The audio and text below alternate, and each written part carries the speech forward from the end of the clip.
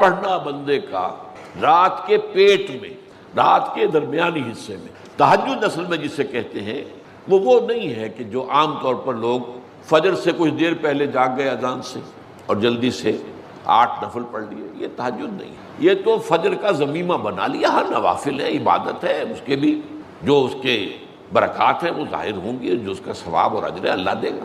لیکن اصل میں جسے تہجد کہا جاتا ہے وہ رات کو سو کر پھر اٹھنا، نیند کو توڑ کر اور پھر سو جانا اور پھر اٹھنا. فجر جوف کہتے ہیں پیٹ کو، کسی شے کے جوف اللیل، رات کے بطن میں، رات کے درمیان میں، یعنی نصف رات گزر جائے اس وقت سے انسان جو ہے وہ نماز پڑھے اور پھر ثلث رہ جائے تو پھر جاگے، پھر سو جائے اور پھر اس کے بعد اٹھے فجر کے لیے اور سنتیں پڑھے اور آئے مسجد کے اندر. تو یہاں آپ نے فرمایا وَصَلَاةُ الرَّجُلِ فِي جَوْفِ اللَّيْلِ، اور اپنے اس قول کے لیے حضور نے آیتیں تلاوت فرمائی وہی 2 آیتیں. یہاں یہ سورہ سجدہ کی آیت نمبر 16 اور 17 ہیں. تَتَجَافَىٰ جُنُوبُهُمْ عَنِ الْمَضَاجِعِ، اللہ تعالیٰ اپنے خاص محبوب بندوں کی یہ صفات بیان کر رہا ہے کہ ان کے پہلو اپنے بستروں سے علیحدہ رہتے ہیں، رات کے وقت جاگتے، بستر پر لیٹیں گے تو سو جائیں گے. تتجافا جنوبهم عن المضاجع يدعون ربهم خوفا وطمعا، وہ اس وقت اپنے رب کو پکارتے ہیں، دعائیں کرتے ہیں، خوف کے ساتھ بھی، اس کے مواخذے کا خوف، اس کے عذاب کا خوف، اس کی باز پرس کا خوف، اس کی ناراضی کا خوف، جہنم کا خوف، وطمعا، اور طمع کس کی؟ اللہ راضی ہو، اللہ کے اجر و ثواب کی بھی طمع ہو. لیکن سب سے بڑی طمع کیا ہے؟ اللہ مجھ سے راضی ہو. اس لیے سب سے اونچا مقام یہی ہے، رضی اللہ عنہم ورضوا عنہ، اللہ ان سے راضی ہو گیا، وہ اللہ سے راضی ہو گیا. یہ باہمی رضا ہے، بندہ اپنے رب سے راضی رہے، وہ رہے کہ تسلیم و رضا جو بھی دنیا میں آ رہا ہے اس پر شکوہ، اللہ کا شکوہ زبان پر جو بھی آ رہا ہے یہ میرے رب کی طرف سے، وہ میرا مولا ہے، آقا ہے، دوست ہے، میرا خیر خواہ ہے. اسے معلوم ہے کہ اس شر کے پیچھے کون سا خیر آ رہا ہے، مجھے کیا پتا، مجھے تو شر نظر آ رہا ہے، خیر تو نظر نہیں آ رہا. اس لیے فرمایا گیا کہ ہو سکتا ہے عسیٰ ان تکرہوا شیئا وہو خیر لکم وعسیٰ ان تحبوا شیئا وہو شر لکم واللہ یعلم وانتم لا تعلمون. ہو سکتا ہے تمہیں کوئی چیز بری لگے حالانکہ اسی میں تمہارا خیر ہے، عین ممکن ہے تمہیں کوئی چیز اچھی لگتی ہو حالانکہ اس میں تمہارا لیے شر ہے. اللہ جانتا ہے تم اس کیفیت کے اندر دنیا کی زندگی گزارے، اللہ تعالیٰ آخرت میں اسے راضی کر دے گا، اللہ اس سے راضی ہو جائے. اس قرآن کو اچھی سے اچھی خوش الحانی کے ساتھ پڑھو. من لم یتغن بالقرآن فلیس منا، جو قرآن کو بہتر سے بہتر انداز میں، اچھی سے اچھی آواز میں، خوش الحانی کے ساتھ پڑھنے کی کوشش نہیں کرتا وہ ہم میں سے نہیں ہے. بلکہ ایک مرتبہ حضور رات کے وقت آپ گشت پر تھے اپنے ساتھیوں کے حالات معلوم کرنے کے لیے. حضرت ابو موسیٰ اشعری رضی اللہ تعالیٰ عنہ ایک صحابی ہیں، ان کے گھر کے پاس سے گزر ہوا، وہ رات کو تہجد پڑھ رہے تھے، کھڑے ہوئے کیف کے عالم میں قرآن تلاوت کر رہے ہیں. حضور کو بہت پسند آئی ان کی قرات، کافی دیر تک وہاں کھڑے سنتے رہے. اب انہیں کیا پتا کون سن رہا ہے. بالکل اسی طرح سمجھ لیجئے ایک بات یاد آئی ہے، حضور فرماتے ہیں کہ جس طرح کان لگا کر اللہ قرآن کو سنتا ہے کسی چیز کو نہیں سنتا. ہمیں نظر نہیں آتا نا، ہمیں معلوم نہیں، ہم قرآن پڑھ رہے ہیں تو سننے والا کون ہے؟ سب سے زیادہ کان لگا کر خود اللہ. یہاں اس لیے مجھے یاد آیا کہ ابو موسیٰ اشعری کو کیا پتا تھا کہ کون سن رہا ہے. وہ اپنی کیفیت میں نماز میں تہجد میں قرآن کی تلاوت کر رہے تھے، اور ظاہر بات ہے ان کے گھر ایکڑوں میں بنے ہوئے نہیں تھے، ایک ایک کمرہ، ایک ایک کوئی حجرہ، ایسے ہی تو گھر تھے نا صحابہ کے. لہذا حضور پاس سے گزرے، آواز آئی، کافی دیر سنتے رہے.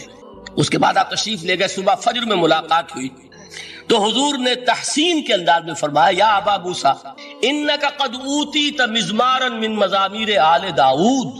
اے ابو موسیٰ تمہیں تو آل داؤد کے سازوں میں سے ایک ساز اللہ نے عطا فرما دیا ہے. جس طرح حضرت داؤد لہن داؤدی مشہور ہے کہ جب وہ پچھلے پہر رات کو حمد کے ترانے الاپتے تھے، قرآن میں ہے کہ پرندے شامل ہو جاتے تھے ساتھ، اور پہاڑ وجد میں آتے تھے، پہاڑ بھی ان کے ساتھ شریک ہوتے تھے. تو جس طرح کا اللہ نے ان کو لہن عطا فرمایا تھا، حضور نے تحسین کے انداز میں فرمایا ہے ابو موسیٰ اشعری اللہ نے تمہیں بھی آل داؤد کے سازوں میں سے ایک ساز عطا فرمایا.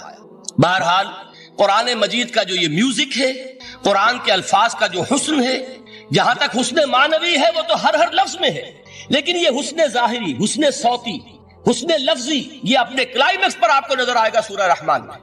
لیکن قرآن میں یہ سورت اس اعتبار سے بھی ممتاز ہے، اس کی 4 آیات پر ذرا توجہ کریں گے، عجیب حقائق سامنے آئیں گے. جہاں یہ قرآن مجید کے حسن صوت اور حسن لفظی کی معراج ہے، وہیں اس کی پہلی 4 آیات میں 4 چوٹی کی چیزوں کا ذکر ہے، سب سے اونچی چیزیں۔ پہلی آیت کیا ہے؟ الرحمن، ایک آیت ہو گئی۔ رحمان کیا ہے؟ اللہ کا نام ہے۔ کبھی آپ نے غور کیا اللہ کے ناموں میں سب سے پیارا نام کون سا ہوگا؟ رحمان۔ کیوں؟ اس کا مادہ کیا ہے؟ رحمت۔ ہمیں سب سے بڑھ کر جس چیز کی ضرورت ہے وہ کیا ہے؟ رحمت خداوندی۔ نام اچھی طرح سن لیجئے اس حضور کے قول کو۔ حضور فرماتے کوئی شخص جنت میں مجرد اپنے عمل کی بنیاد پر داخل نہیں ہو سکے گا جب تک کہ رحمت خداوندی دستگیری نہ کرے۔ کسی صحابی نے بڑی ہمت اور جرأت کا ثبوت دیا کہ پوچھ لیا کیا حضور آپ بھی؟ جب آپ نے فرمایا کوئی شخص داخل نہیں ہو سکتا جنت میں محض اپنے عمل کی بنیاد پر جب تک کہ رحمت خداوندی جو ہے وہ دستگیری نہ فرمائے۔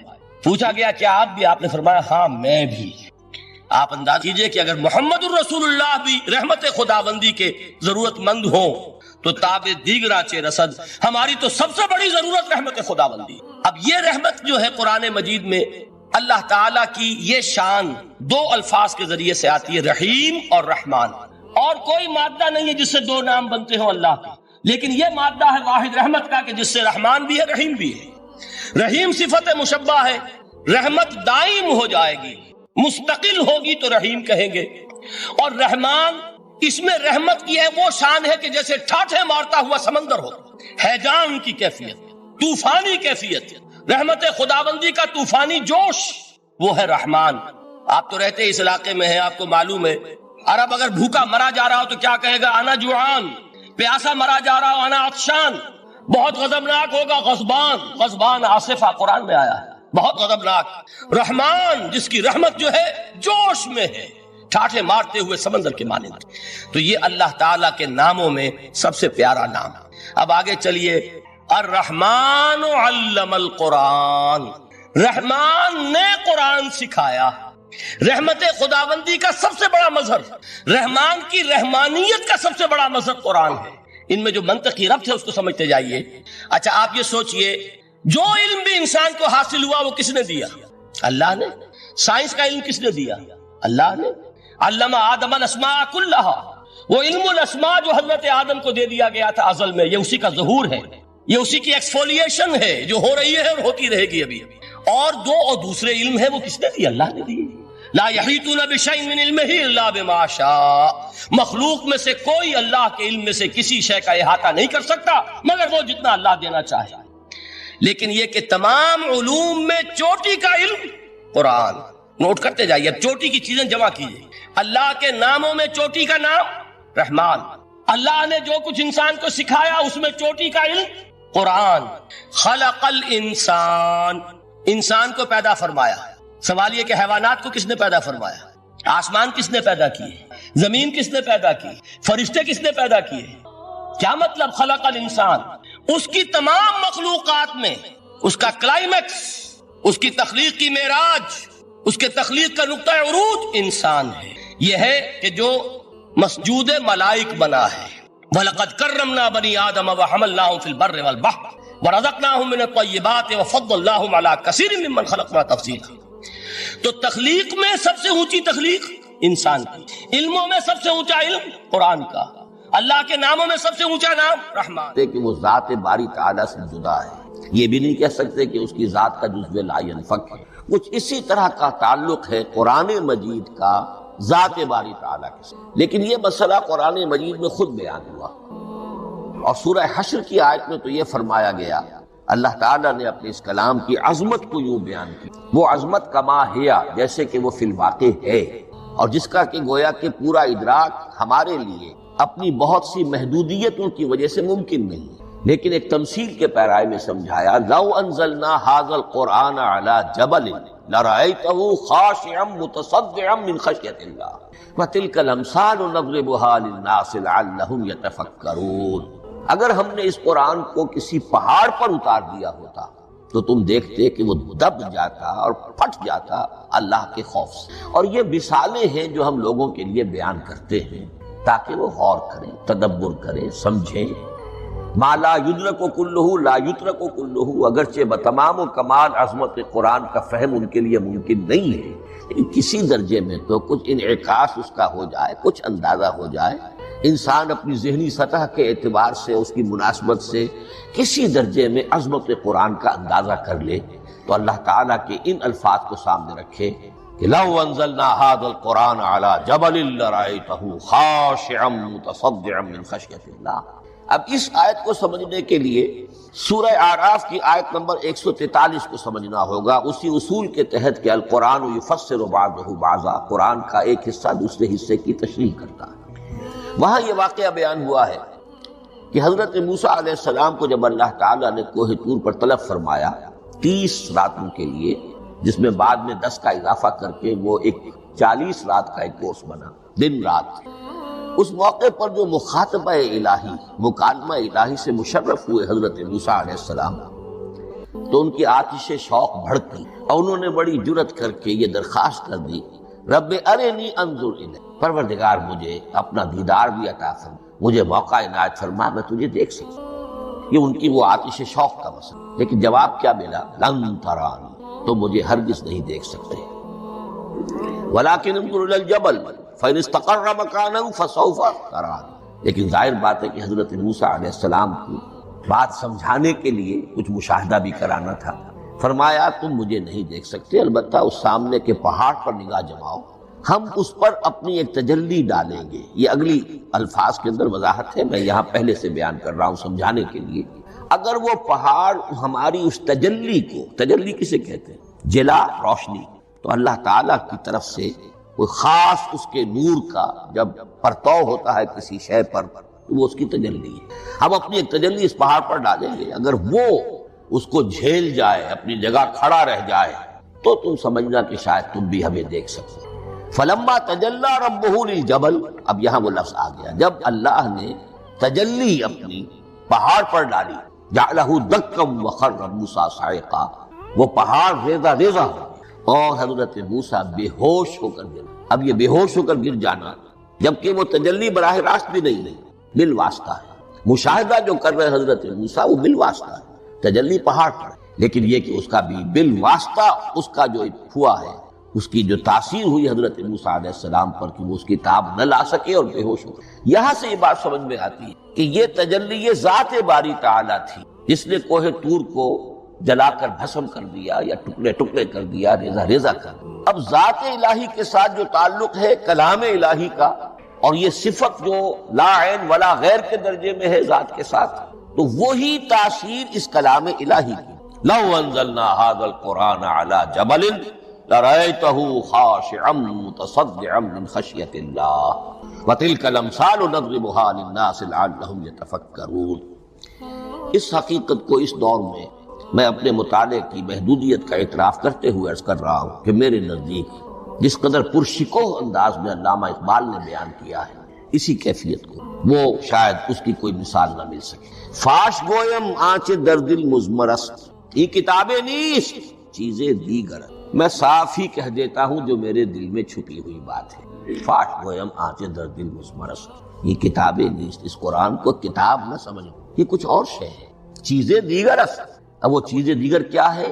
وہی جو میں نے عرض کیا، ذات باری تعالیٰ اور کلام کا صفت باری تعالیٰ ہونا، اس کے بنا پر جو مناسبت ہے، جو قرب ہے، جو مشابہت ہے، مثل حق پنہاؤ ہم پیداست، زندہ و پائندہ و گویاست۔ اس کلام میں اللہ تعالیٰ کی ساری صفات کا انعکاس موجود ہے۔ یہ بات ویسے بھی سمجھ میں آتی ہے، کوئی شخص ذرا گفتگو کرے، چند جملے جب وہ ادا کرے گا اپنی زبان سے تو معلوم ہو جائے گا کہ اس کے فہم کا، اس کی دانش کا، اس کے مطالعے کا حدود اربع کیا ہے اور اس کے ذہن کی سطح کیا ہے، سمجھ میں آ جائے گا۔ اس لیے کہ کلام جو ہے وہ متکلم کی پوری شخصیت کی عکاسی کر رہا ہو۔ تانت بازی راگ پایا، چند جملے کسی نے کہا، پتہ چل گیا کہ یہ کس سطح کے آدمی ہیں، علمی اعتبار سے، معلوماتی اعتبار سے، تہذیبی اعتبار سے، کلچرڈ ہیں یا نہیں ہیں، یہ ساری باتیں چند جملوں۔ تو اللہ تعالیٰ کی بھی جملہ صفات کا عکس اس قرآن میں موجود، ان میں سے جن چند چیزوں کا ذکر علامہ نے شعر میں کیا، وہ جو سورہ حدید کی آیت ہے، هو الاول والآخر والظاہر والباطن، اللہ الظاہر بھی ہے الباطن، اتنا ظاہر کہ اس سے زیادہ ظاہر کوئی شے نہیں اور اتنا باطن کہ اس سے زیادہ چھپی ہوئی کوئی شے نہیں۔ اسی لیے حضور سے جو منقول ہے الفاظ کہ پروردگار انت الظاہر فلیس فوقک شیء وانت الباطن فلیس دونک شیء. یہی کیفیت قرآن کی ہے. مثل حق پنہاں و ہم پیداست، پنہاں بھی ہے ظاہر ہے، جیسے ذات باری تعالیٰ. اور جیسے اللہ تعالیٰ کی شان ہے جو آیت الکرسی کے شروع میں آئی الحی القیوم، مثل حق پنہاں و ہم پیداست، زندہ ہو پائندہ ہو گویاست. یہ قرآن جو ہے اللہ تعالیٰ کی صفات کا ایک عکس اپنے اندر کا ہے. اس سے ذرا آگے چلیے کلام کے بارے میں. اب کلام الہی ظاہر بات ہے کہ صفت ہے، اور صفت قدیم ہے. اللہ کی صفات حادث نہیں ہے. اللہ کی ذات بھی قدیم ہمیشہ سے، اور اس کی صفات بھی قدیم ہمیشہ سے. اور یہ جو کلام الہی ہے ظاہر بات ہے کہ یہ جو ہماری زبان کے حروف و اصوات ہے، کلام الہی تو ان سے منزہ ہے، مبرہ ہے، ماورا ہے، اعلیٰ ہے، عرفا ہے. ہماری زبانوں کے حروف و اصوات الفابیٹس جگہ جگہ تبدیل ہو جائیں گے. انگریزی کے کچھ اور ہیں، اردو کے کچھ اور ہیں، عربی کے کچھ اور ہیں. کلام الہی ان تمام سے اعلیٰ، عرفا، منزہ اور مبرہ ہے. یہ کلام الہی جب بھی نازل ہوا ہے، ظاہر بات ہے حضرت موسیٰ پر اگر کتاب اتاری گئی وہ بھی علم الہی سے آئی، لیکن وہ عبرانی زبان میں آئی. حضرت عیسیٰ علیہ السلام پر انجیل اتاری گئی، ہم یقین سے نہیں کہہ سکتے، دو میں سے کسی ایک زبان میں اتاری گئی ہوگی، یا عبرانی ہوگی، اس لیے کہ شام کے جس علاقے میں، فلسطین کے جس علاقے میں ان کی پیدائش ہوئی اور جہاں وہ دعوت و تبلیغ کے لیے گھومتے رہے، اس کے عوام کی زبان تھی آرامی اور خواص کی زبان تھی عبرانی. تو یا تو وہ بھی تورات کی طرح عبرانی ہی میں نازل ہوئی تھی یا آرامی میں ہوگی. لیکن اب کوئی نسخہ نہ ہیبریو کا، کوئی قدیم نسخہ دنیا میں موجود ہے، نہ آرامی کا. جو سب سے پرانا نسخہ ملتا ہے انجیل کا وہ اس کا ترجمہ لیٹن زبان کا ترجمہ ہے یا گریک ترجمہ ہے، اصل کوئی نہیں. بہرحال جب وہ کلام الہی محمد الرسول اللہ پر نازل ہوا، اب اس نے حروف و اصوات کا وہ جامہ پہنا کہ جو عربی زبان کے. یہی وجہ دیکھیے میں نے جو آیت سورہ حامیم، یہ جو سلسلہ سور ہے اس میں سے سورہ زخرف کی آیت جو میں نے آپ کو سنائی، حامیم والکتاب المبین انا جعلناہ قرآنا عربیا لعلکم تعقلون. ہم نے بنا دیا ہے اپنے اس کلام کو قرآن عربی، اس کو عربی حروف و اصوات کا جامہ ہم نے پہنا دیا ہے. انا جعلناہ قرآنا عربیا لعلکم تعقلون، کہ چونکہ مخاطب اول جو قوم تھی امیین، ان کی زبان عربی تھی، لعلکم تعقلون، تاکہ تم اس کو سمجھ سکو. اب اس سے آگے چلیے. اصل قرآن مجید کے 3 مقامات سے معلوم ہوتا ہے اصل قرآن اللہ کے پاس ہے. یہ قرآن جو ہمارے پاس ہے مصحف ہے، مصحف عثمان رضی اللہ تعالی عنہ، یہ اس قرآن کی مصدقہ نقل. اصل قرآن کہاں ہے؟ ایک جگہ فرمایا بل ہوا قرآن مجید فی لوح محفوظ، لوح محفوظ میں اصل قرآن. اسی طریقے سے اسی سورہ زخرف کی اگلی آیت کیا ہے؟ ہم نے اسے عربی قرآن بنا کر اتارا، لیکن اصل قرآن کیا ہے؟ وَإِنَّهُ فِي أُمِّ الْكِتَابِ لَدَيْنَا لَعَلِيٌّ حَكِيمٌ. حقیقت میں تو یہ ام الکتاب میں ہے جو ہمارے پاس ہے، اور علی ہے بہت بلند، حکیم بڑی حکمت والا، یا محکم مضبوط. حکیم کے دونوں معنی. استحکام بھی اسی ہے کاف اور میم کے مادے سے، کسی شے کا پختہ ہو جانا، مضبوط ہو جانا. اور عقل کی پختگی وہ حکمت ہے، وہ دانائی ہے. اس اعتبار سے نوٹ کیجئے اصل قرآن کہاں ہے؟ لوح محفوظ میں. اصل قرآن کہاں ہے؟ ام الکتاب میں. اسی کو کہا گیا ہے ایک اور مقام پر فی صحف مکرمۃ مرفوعۃ مطہرۃ بأیدی سفرۃ کرام بررہ. یہ قرآن، اصل قرآن تو بڑے صحیفوں میں، ان صحیفوں میں ہے، ان صفحات میں ہے، ان اوراق میں ہے، جس کی شان کیا ہے؟ مکرمۃ، ان کی انتہائی تعظیم کی جاتی ہے. مطہرۃ، نہایت پاک صحیفے. فی صحف مکرمۃ مرفوعۃ، بلند و بالا، مطہرۃ بأیدی سفرۃ کرام بررہ، ان فرشتوں کے ہاتھ میں جو بہت باعزت، بہت اونچے درجے کے، ان کے ہاتھوں میں ہے. وہ لوگ ہیں کہ جو جن کی تحویل میں ہے یہ کلام پاک. فی صحف مکرمۃ مرفوعۃ مطہرۃ بأیدی سفرۃ کرام بررہ. اب اسی کو بیان کیا ہے سورہ واقعہ میں، فلا اقسم بمواقع النجوم، تو نہیں میں قسم کھاتا ہوں ستاروں کے ڈوبنے کی جگہ، وَإِنَّهُ لَوْ تَعْلَمُونَ لَقَسَمٌ عَظِيمٌ، وَإِنَّهُ لَقَسَمٌ لَوْ تَعْلَمُونَ عَظِيمٌ، اور اگر تم جان سکتے تو یہ بہت بڑی قسم ہے جو ہم نے کھائی، بہت بڑی گواہی ہے جو ہم نے پیش۔ اب تدریجاً اس کا انکشاف ہو رہا ہے۔ یہ آج جو تصور ہے بلیک ہولز کا، اس سے کچھ اندازہ ہوتا ہے یہ ستارے کہاں ڈوب جاتے ہیں، بڑے بڑے ستارے نسیم منسیہ ہو جاتے ہیں، ستارے نہیں پوری گیلیکسیز اس میں گم ہو جاتے ہیں، وہ مقبرے ہیں بڑی بڑی گیلیکسیز کے۔ فلا اقسم بمواقع النجوم وانه لقسم لو تعلمون عظیم انه لقرآن کریم، یہ قرآن ہے بہت باعزت، فی کتاب مکنون، اور یہ اس کتاب میں جو چھپی ہوئی ہے۔ یہ لؤلؤ مکنون کا لفظ آتا ہے قرآن مجید میں، جیسے موتی ہوتے ہیں انہیں چھپا کر رکھا جاتا ہے ڈبیوں میں، مخملی ڈبیوں کے اندر موتیوں کو، اسی طریقے سے فی کتاب مکنون لا یمسہ الا المطہرون، وہ صحیفے بھی بہت مطہرہ تھے اور ان کو چھو نہیں سکتے مگر وہی جو انتہائی پاک ہیں، ملائکہ مقربین جن کے قریب سے بھی ہو کر معصیت یا گناہ کا کوئی تصور تک نہیں گزر سکتا، وہ ہیں جو اس کو چھوتے ہیں، ان کے ہاتھوں میں ہے، ان کی تحویل میں۔ یہ ہے وہ چیزیں کہ جس سے اندازہ ہوا کہ اصل قرآن کہاں ہے۔ یہ جو ہمارے پاس ہے در حقیقت یہ نقل مطابق اصل ہے، مصدقہ نقل ہے۔ اب اس میں آپ سے عرض کر دوں کہ ایک بہت خوبصورت بات ہمیں جو ملتی ہے، تورات میں جو استثناء، جو صفر استثناء ہے ڈیوٹرانومی، اس کے 18ویں باب میں 18ویں اور 19ویں آیات جو ہیں اس میں ذکر موجود ہے، میں ان کے لیے انہی کے بھائیوں میں سے تیری مانند ایک نبی برپا کروں گا۔ اللہ تعالیٰ کلام فرما رہے ہیں یا حضرت موسیٰ علیہ السلام، آج بھی موجود ہے اولڈ ٹیسٹمنٹ ڈیوٹرانومی یا کتاب استثناء، صفر استثناء، اس کا 18واں باب، اس کی 18ویں اور 19ویں آیات، جب چاہیں جا کر دیں۔ میں ان کے لیے ان کے بھائیوں ہی میں سے تیری مانند ایک رسول اٹھاؤں گا، میں ان کے لیے انہی کے بھائیوں میں سے تیری مانند ایک نبی برپا کروں گا اور اپنا کلام اس کے منہ میں ڈالوں گا، اور جو کچھ میں اس سے کہوں گا وہی وہ ان سے کہے۔ یہ ہے جو پیشین گوئی ہے محمد الرسول اللہ صلی اللہ علیہ وسلم۔ اور یہاں وہ فرق واضح کر دیا گیا، اے موسیٰ تم سے تو یا تو ہم نے کلام کیا ہے یا تمہیں جو کتاب دی ہے وہ لکھی ہوئی دی ہے، لیکن جو نبی تیری ہی مانند میں برپا کروں گا۔ اب اس میں بھی نوٹ کرنے کی بات ہے کہ حضرت موسیٰ کے مشابہ نبی اکرم صلی اللہ علیہ وسلم کے سوا کوئی نبی نہیں۔ صاحب کتاب وہ بھی تھے، صاحب کتاب محمد بھی، صاحب امت وہ بھی تھے، اور صاحب امت محمد تیری مانند صاحب شریعت۔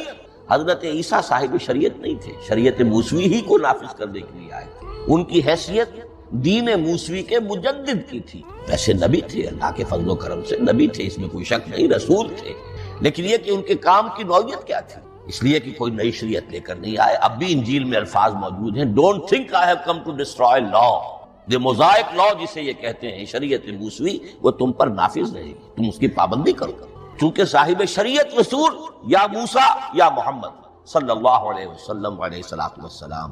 تو میں ان کے بھائیوں میں سے، اب بھائی کون ہوں گے؟ ظاہر بات ہے بنی اسرائیل، ان کے کزنز کون ہیں؟ بنی اسماعیل۔ بنی اسرائیلی تو جو بھی نبی ہے وہ انہی میں سے ہے، ان کے بھائیوں میں سے، تو بھائی تو ہوگا، ان کا کزن ہوگا، اب وہ کون ہے؟ بنی اسماعیل۔ تو ان کے بھائیوں میں سے گویا کہ غیر اسرائیلی جو ان کے قریب ترین قرابت دار ہوں گے وہ بنو اسماعیل ہیں۔ تیرے مانند صاحب شریعت نبی میں برپا کروں گا، لیکن اس پر جو میرا کلام اترے گا وہ کس شکل میں اترے گا؟ میں اپنا کلام اس کے منہ میں ڈالوں گا، اور پھر وہ جو کچھ کہے گا وہ وہی کہے گا جو میں نے کہا ہے۔ اب اس کے حوالے سے ایک بہت اہم بات سمجھ لیجئے، اور قرآن مجید کے دو اہم مقامات کی وضاحت اس سے ہو جائے گی۔ یہ کلام اللہ، قرآن مجید میں اس کو قول جبرائیل بھی کہا گیا ہے۔ کلام اللہ حضرت جبرائیل کے ذریعے سے جب ادا ہوا ہے تو قول جبرائیل ہے، اور پھر جب وہ محمد الرسول اللہ کی زبانی ادا ہوا تو قول رسول ہے، قول محمد ہے صلی اللہ علیہ وسلم۔ یہ قول اللہ بھی ہے، قول جبرائیل بھی ہے، اور قول محمد بھی ہے بیک وقت۔ یہ بات دیکھیے سورۃ تکویر، اذا الشمس كورت انه لقول رسول کریم ذی قوت عند ذی العرش مکین مطاع ثم امین وما صاحبکم بمجنون، یہ یہاں پر حضرت جبرائیل کا ذکر ہو رہا ہے۔ وما ہوا بقول شیطان الرجیم، محمد تک اس قرآن کو لانے والا تو وہ بلند پائے کا فرشتہ ہے، یہ کوئی شیطان رجیم نہیں ہے۔ اس لیے کہ مکے والوں نے کہہ دیا تھا ہو سکتا ہے کوئی بدروح آئی ہو محمد پر اور اس بدروح نے کوئی الٹی سیدھی بات سکھا دی ہو، نہیں۔ انہ لقول رسول کریم، یہاں رسول کریم کون ہے؟ حضرت جبرائیل۔ انہ لقول رسول کریم ذی قوت عند ذی العرش مکین، بڑی قوت والا اور جس کا بڑا اونچا مقام اور مرتبہ ہے عرش والے کے قریب۔ ذی قوت عند ذی العرش مکین مطاع ثم امین، وہ فرشتوں کے مطاع ہیں، فرشتے ان کی اطاعت کرتے ہیں، فرشتوں کے سردار ہیں، اور پھر ساتھ ہی پورے امین ہیں، جبرائیل امین، یہ ہم لفظ استعمال کرتے ہیں۔ اور اس کے بعد آگے جا کے فرمایا وما ہوا بقول شیطان الرجیم، یہ کسی شیطان رجیم کا قول نہیں۔ اب یہاں اس سورہ تکویر میں قرآن کو قول جبرائیل قرار دیا، لیکن سورۃ الحاقہ میں چلیے اس کے آخر میں آتا ہے انہ لقول رسول کریم وما ہوا بقول شاعر قلیلا ما تؤمنون ولا بقول کاہن قلیلا ما تذکرون تنزیل من رب العالمین۔ یہاں اب رسول کریم سے مراد محمد الرسول اللہ صلی اللہ علیہ وسلم، یہ کسی شاعر کا قول نہیں ہے، کسی کاہن کا قول نہیں، یعنی جس کے زبانی یہ قرآن لوگوں کے سامنے آ رہا ہے۔ جبرائیل کا قول ہو کر تو محمد پر نازل ہوا صلی اللہ علیہ وسلم، لیکن اب لوگوں کے سامنے وہ قول محمد بن کر آ رہا، انہ لقول رسول کریم وما ہوا بقول شاعر قلیلا ما تؤمنون ولا بقول کاہن قلیلا ما تذکرون تنزیل من رب العالمین۔ تو قرآن مجید کلام اللہ ہے، پھر وہ قول جبرائیل بنا جب جبرائیل نے آ کر محمد کو سنا، اور پھر وہ قول محمد بنا جب محمد کی زبان مبارک سے لوگوں نے اسے سنا، اہل عرب نے سنا، اور پھر وہ بات پھیلتی چلی گئی۔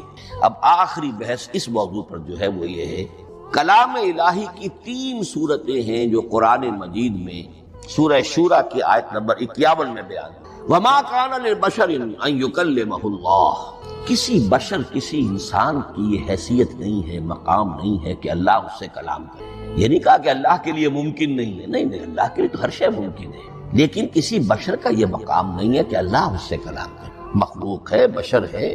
ما کان لبشر ان یکلمہ اللہ الا اب 3 شکلیں، الا وحیا او من وراء حجاب او یرسل رسولا فیوحی باذنہ ما یشاء انہ علی حکیم۔ 3 صورتیں ہیں کلام الہی، یا تو براہ راست اللہ وحی کرتا بغیر کسی فرشتے کی درمیان میں ذریعہ بنائے ہوئے، اسی کا نام الہام ہے، اسی کا نام تحدیث ہے۔ یہ غیر نبی کے ساتھ بھی ہوتا ہے، حضور نے فرمایا ہر نبی کی امت میں محدث ہو جن سے اللہ کلام کرتا تھا، اور میری امت کا محدث عمر رضی اللہ تعالی عنہ۔ محدث نہیں، محدث کے معنی ہے علم حدیث کا ماہر۔ امام بخاری محدث ہے، امام مسلم محدث ہے۔ محدث تحدیث سے مفعول بنا جس سے بات کی جاتی ہے، محدث۔ اللہ بات کرتا ہے، اللہ دل میں ڈال دیتا ہے، القاء ہو جاتا ہے، الہام ہو جاتا ہے، کوئی فرشتہ درمیان میں نہیں، براہ راست۔ دوسری شکل کلام کی کیا ہے؟ او من ورائے حجاب، یہ ہمارے علم کی حد تک صرف حضرت موسیٰ علیہ السلام کی شان ہے، استثنائی شان۔ وَكَلَّمَ اللَّهُ مُوسَىٰ تَكْلِيمًا، اور موسیٰ کے ساتھ تو اللہ نے کلام فرمایا جیسے کہ کلام کیا جاتا ہے۔ فرق کیا تھا؟ من ورائے حجاب، پردہ تھا، دیکھ نہیں سکتے، تبھی تو ان کی وہ آتشی شوق بھڑکی تھی۔ کیا قیامت ہے کہ چلمن سے لگے بیٹھے ہیں، صاف چھپتے بھی نہیں، سامنے آتے بھی نہیں، کلام بھی فرما رہے ہیں، لیکن یہ کہ بات مجھے دیدار عطا کرنے کے تیار نہیں، رب ارنی انظر الیک۔ لیکن یہ جو کلام ہے ہمارے علم کی حد تک براہ راست اس دنیا میں حضور سے ہوا ہے معراج کی شب، لیکن وہ 7ویں آسمان پر۔ اس دنیا میں ہمارے علم کی حد تک یہ کلام براہ راست من ورائے حجاب صرف حضرت موسیٰ علیہ السلام کی استثنائی شان۔ اور تیسرا ہے او یرسل رسولا فیوحی باذنہ ما یشاء، یا تیسری صورت یہ کہ اللہ کسی پیغامبر کو بھیجتا ہے جو وحی کرتا ہے جو اللہ چاہے۔ یہ تیسری شکل ہے وحی کی، قرآن مجید اس تیسری شکل میں نازل ہوا ہے محمد رسول اللہ صلی اللہ علیہ وسلم۔ حضور کو جو الہام ہو جاتے تھے، جو حضور کو القاء ہو جاتا تھا، جو آپ کے دل میں براہ راست اللہ کی طرف سے وحی آتی تھی، وہ قرآن میں شامل نہیں ہے۔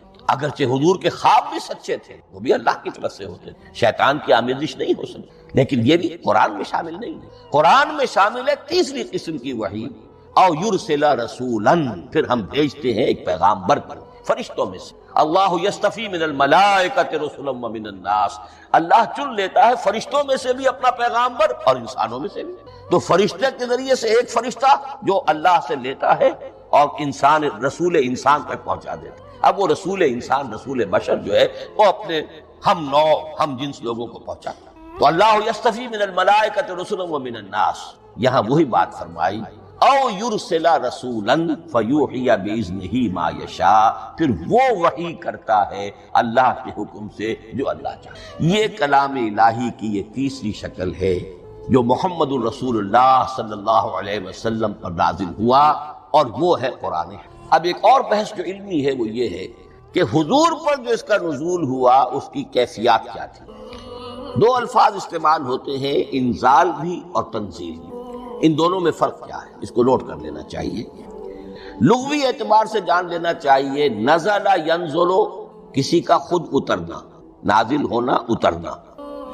انزل ینزل دفعتاً اتار دینا، کسی اور نے کسی شے کو دفعتاً نیچے اتارنا۔ یہی مفہوم نزلہ کے ساتھ بے لگ جائے تو آ جاتا ہے، با کے ساتھ نزلہ بہی، یہ اتارنے کے مفہوم میں آئے گا۔ لفظی ترجمہ یہ بھی کر سکتے وہ اترا اس شے کے ساتھ، نزل بہ الروح الامین، اس کو لے کر نازل ہوا خود روح الامین فرشتہ علی قلبک، اے محمد صلی اللہ علیہ وسلم آپ کے قلب مبارک پر۔ تو نزل بے اور انزال اس کے معنی ہے، لیکن اگلا لفظ ہے تنزیل، نزل ینزل تنزیلا، اس کے معنی ہے رفتہ رفتہ، تدریجاً، نجمن نجمن، تھوڑا تھوڑا کر کے، وقفے وقفے سے اتارنا۔ جیسے عربی میں اعلام کہیں گے، کسی کو کچھ بتا دینا، باخبر کر دینا، مطلع کر دینا، بھائی مطلع کر دیا میں نے، اب تم جانو تمہارا کام، یہ اعلام کہلائے گا۔ تعلیم کسے کہتے ہیں؟ سکھانا، درجہ بدرجہ، دیکھنا اس کی استعداد کیا ہے، آج یہ کیا بات سمجھ سکتا ہے، میں اتنے ہی درجے تک سمجھاؤں، اب کل میں اسے مزید سمجھاؤں گا، پرسوں مزید سمجھاؤں گا، یہ درجہ بدرجہ کسی شے کو سمجھانا، یہ تعلیم۔ تو انزل ینزل انزالا، یہ ہے اتار دینا دفعتاً، اور نزل ینزل تنزیلا، یہ ہے تدریجاً اتارنا۔ اب قرآن مجید کے لیے یہ دونوں الفاظ مستعمل ہیں، لیلۃ القدر اور لیلۃ المبارکہ۔ اب یہ دو بھی نوٹ کر لیجئے، قرآن مجید میں چونکہ اہم مضامین کم سے کم دو جگہ پر ضرور آتے ہیں۔ انا انزلناہ فی لیلۃ القدر، یہاں انزلنا ہے، نزلنا نہیں ہے، انزلنا ہے، ہم نے اتارا اس کو لیلۃ القدر۔ اور باقی صورت تو آپ کو یاد ہوگی، وما ادراک ما لیلۃ القدر، لیلۃ القدر خیر من الف شہر، تنزل الملائکۃ والروح فیہا باذن ربہم من کل امر، سلام ہی حتی مطلع۔ لیکن یہ اہم مضمون قرآن مجید میں دوسری جگہ بھی ہے، سورہ دخان کے شروع میں فرمایا، حامیم والکتاب المبین، انا انزلناہ فی لیلۃ مبارکۃ انا کنا منذرین فیہا یفرق کل امر حکیم امرا من عندنا انا کنا مرسلین رحمتا من ربک انہ هو السمیع العلیم۔ یہ لیلۃ المبارکہ ہے، ایک ہی ہے، لیلۃ القدر اور لیلۃ المبارکہ، ان دونوں کے لیے وہی انزلنا۔ لیکن یہ کہ سابقہ کتابوں کے اعتبار سے قرآن مجید کا فرق واضح کیا گیا ہے۔ مثلا سورہ نساء کی آیت نمبر 136 بہت نمایاں ہے، بہت نمایاں۔ وہاں فرمایا گیا، یا ایھا الذین آمنوا آمنوا باللہ ورسولہ والکتاب الذی نزل علی رسولہ والکتاب الذی انزل من قبل۔ اے ایمان کے دعوے دارو، حقیقتاً ایمان لاؤ، ایسے ایمان لاؤ جیسے ایمان لانے کا حق ہے، اللہ پر بھی اور اس کے رسول پر بھی، اور اس کتاب پر بھی جو اللہ نے اپنے رسول پر نازل فرمائی، اور اس کتاب پر بھی جو اللہ نے پہلے نازل۔ لیکن نازل کے لیے یہاں آیا حضور کے لیے والکتاب الذی نزل علی رسولہ، تنزیل کی شکل میں، اور تورات کے لیے والکتاب الذی انزل من قبل، وہ تو دفعۃ واحداً لکھی ہوئی تختیوں کی شکل میں حضرت موسیٰ علیہ السلام کو دے دی گئی۔ تو یا ایھا الذین آمنوا آمنوا باللہ ورسولہ والکتاب الذی نزل علی رسولہ والکتاب الذی انزل من قبل. یہ جو تنزیل ہوئی ہے حضور پر، یعنی لیلۃ القدر میں جو رمضان مبارک میں ہے، پورا قرآن لوح محفوظ سے، کتاب مکنون سے، ام الکتاب سے نقل کر کے اتار دیا گیا سمائے دنیا تک. پہلا آسمان جسے ہم کہتے ہیں سمائے دنیا، وہ آسمان جو قریب ترین ہے دنیا کے، وہاں سے اب یہ درجہ بدرجہ تھوڑا تھوڑا چند آیتیں، چند سورتیں، پھر آیتیں، پھر سورتیں، یہ نازل ہوا محمد الرسول اللہ صلی اللہ علیہ وسلم پر. گویا کہ پہلا مرحلہ انزال کا ہے. پورا قرآن لوح محفوظ یا کتاب مکنون یا ام الکتاب سے نقل کر کے اتار دیا گیا سمائے دنیا. یہ ہے انزل ینزل انزالا، انا انزلناہ فی لیلۃ القدر انا انزلناہ فی لیلۃ مبارک. لیکن محمد الرسول اللہ پر یہ نازل ہوا اب تھوڑا تھوڑا، نجمن نجمن، درجہ بدرجہ، تدریجن. یہ ہے تنزیل. اس تنزیل کی حکمت قرآن مجید میں بیان ہوئی ہے، اور اس اعتبار سے کہ اہل عرب نے، اہل مکہ نے اعتراض کیا کہ یہ پورا قرآن کیوں نہیں محمد ایک ہی مرتبہ پیش کر دیتے صلی اللہ علیہ وسلم. اس میں جو چیز مضمر تھی وہ یہ تھی کہ چونکہ یہ حقیقت میں اللہ کا کلام نہیں ہے، یہ محمد کا اپنا کلام ہے، تو کوئی شاعر دنیا میں ایسا نہیں ہے جو ایک دم اپنا پورا دیوان دے دے. وہ تو ساری عمر میں تھوڑا تھوڑا، آج غزل کہی، کل قصیدہ کہا، پرسوں کچھ اور کہا، پھر وہ جمع ہوتا ہے تو وہ دیوان بنتا ہے. اسی طریقے سے تو یہ کر رہے ہیں. اگر یہ اللہ کا کلام ہوتا تو بیک وقت آ جاتا. یہ تو ذرا محنت کرتے ہیں، کچھ اس کے اندر اس کو اپنی محنت سے کوشش کر کے کچھ موضوع کرتے ہیں، کلمات، الفاظ، اور اس طریقے سے رفتہ رفتہ لے کر آ رہے ہیں. اس لیے ان کا اعتراض نقل ہوا ہے یہ وقال الذین کفروا لولا نزل علیہ القرآن جملۃ واحدۃ. انہوں نے کیوں نہیں اترا یہ قرآن پورا کا پورا ایک ہی بار؟ یہ اعتراض تھا.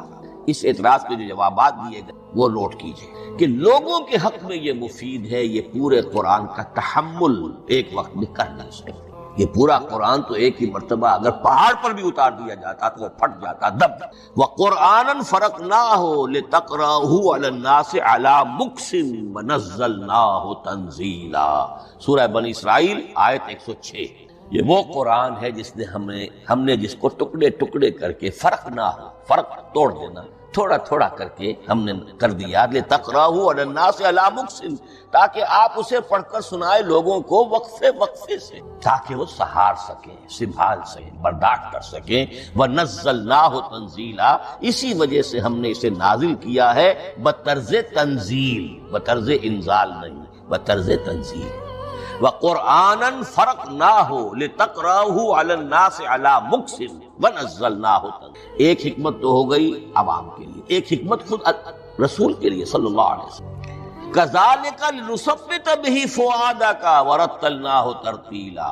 اب ذرا نوٹ کیجئے، قلب محمدی کے لیے بھی اس پورے کلام کا ایک دم سہار آسان کام نہیں. یہ اس لیے، یہ اسی سورہ الفرقان کی جو آیت کا میں نے ایک حصہ آپ کو سنا دیا تھا، اسی کے اندر اس کا جواب آیا ہے اسی آیت میں. آیت نمبر 32 ہے یہ سورہ فرقان کی. وقال الذین کفروا لولا نزل علیہ القرآن جملۃ واحدۃ. یہ اعتراض ہے. جواب کیا ہے؟ کذالک لنثبت بہ فؤادک. ہم نے یہ اس لیے کیا ہے نبی کہ اس کے ذریعے سے آپ کے دل کو ٹھہراؤ اور جماؤ عطا، یہ ایک دم اس کا اتر جانا. انا سنلقی علیک قولا ثقیلا، بڑا بھاری بوجھ، ناقابل برداشت، تاکہ رفتہ رفتہ آپ کا دل، اس کے اندر تقویت بڑھتی چلی جائے، اس کے اندر اور اس کا تحمل جو ہے اس کی صلاحیت بڑھتی چلی جائے. کذالک لنثبت بہ فؤادک ورتلناہ ترتیلا. اسی لیے ہم نے تھوڑا تھوڑا کر کے نازل کیا. ولا یاتونک بمثل الا جئناک بالحق واحسن تفسیرا. ساتھ ہی فرمایا کہ یہ لوگ جو بھی اعتراض کریں گے ہم اس کا جواب بھی اور بہترین تعویل بھی آپ کو دے دیں گے. اب اگلی بحث یہ ہے یہ قرآن کب اور کہاں نازل. یہ عام معلوماتی شے ہے، اس میں کوئی پیچیدگی نہیں ہے، لیکن اس کی اہمیت ہے بہت ضروری ہے. وہ میں انشاءاللہ اگلی بحث میں جب کہ قرآن کے سمجھنے کے جو اصول ہیں ان کو بیان کروں گا تو وضاحت سے بات آئے گی. یہ کہ یہ عام معلوماتی ایک ہمارے ذہن میں خاکہ رہنا چاہیے، زمان و مکان کا کیا رشتہ ہے قرآن کے. قرآن نازل کب ہوا؟ ہمارا چونکہ عام طور پر جو معمول ہے، ہم تو جو کرسچین ایرا ہے اس کے حوالے سے ہمارے ذہن کے اندر سارا حساب کتاب ہے، تو سن 610 عیسوی سے لے کر 632 عیسوی تک شمسی حساب سے 22 سالوں میں قرآن نازل، 571 حضور کی ولادت کا سال ہے، 571 عیسوی، 610 میں آپ 39 سال کے ہوئے لیکن قمری حساب سے 40، 610 میں قرآن کی تنزیل شروع اور 632 میں آپ کا انتقال ہوا، 22 برس زمانی اعتبار سے نقشہ ذہن میں رکھیے۔ اور اسے ہم اگر دوسرے حساب سے کہیں گے تو عام الفیل، وہ جو ابرہہ آیا تھا بیت اللہ کو ڈھانے کے لیے، وہ سال عربوں میں بہت مشہور ہو گیا تھا اور وہی سال حضور کی ولادت کا، تو عام الفیل ہی میں حضور کی ولادت ہوئی، لہذا 40 عام الفیل میں قرآن مجید کا نزول شروع ہوا اور 11 ہجری تک یہ 23 برس بنتے ہیں قمری حساب۔ ایک رائے یہ بھی ہے کہ قرآن کا نزول 20 برس میں، اور اس میں وضاحت یہ ہے کہ پہلے 3 سال اللہ تعالیٰ نے ایک فرشتے کو حضرت اسرافیل علیہ السلام کو مامور کیا تھا حضور کی تعلیم۔ دنیاوی اعتبار سے حضور نے کوئی تعلیم حاصل نہیں کی، آپ امی تھے، آپ نے دنیاوی اعتبار سے کسی نظام میں تلمس طے نہیں کیا، کہیں کوئی تعلیم حاصل نہیں کی، کہیں کوئی تحصیل علم نہیں کی، لیکن اللہ تعالیٰ نے علمہ شدید القوا، اللہ تعالیٰ نے جو کچھ انہیں سکھایا ہے، جو علم انہیں عطا کیا ہے، تو ایک روایت یہ ہے کہ 3 برس تک، اور اس کے بعد پھر قرآن نازل ہونا شروع ہوا تو 20 برس تک قرآن نازل ہوا۔ لیکن وہ لوگ بھی مانتے ہیں کہ سورہ علق کی آیتیں نازل ہو چکی تھی، پھر 3 برس کا وقفہ ہے۔ سورہ علق کی آیتیں کیا ہے؟ جو پہلی وحی ہے، اقرا بسم ربک الذی خلق خلق الانسان من علق اقرا وربک الاکرم الذی علم بالقلم علم الانسان ما لم یعلم، گویا کہ بسم اللہ ہو رہی ہے محمد رسول اللہ صلی اللہ علیہ وسلم کی تعلیم۔ اور جن گھرانوں میں یہ رواج ابھی تک چل رہا ہو، بسم اللہ بچوں کی کراتے ہیں، ایک تقریب کی شکل میں منعقد کرتے ہیں، ہمارے ہاں یہ رواج تھا، اب ہم چھوڑ چکے ہیں، کہ جو تقریب بھی حضور کی اور صحابہ کی زندگیوں سے ثابت نہ ہو، ہمیں کوشش کرنی چاہیے کہ ان تقریبات کا سلسلہ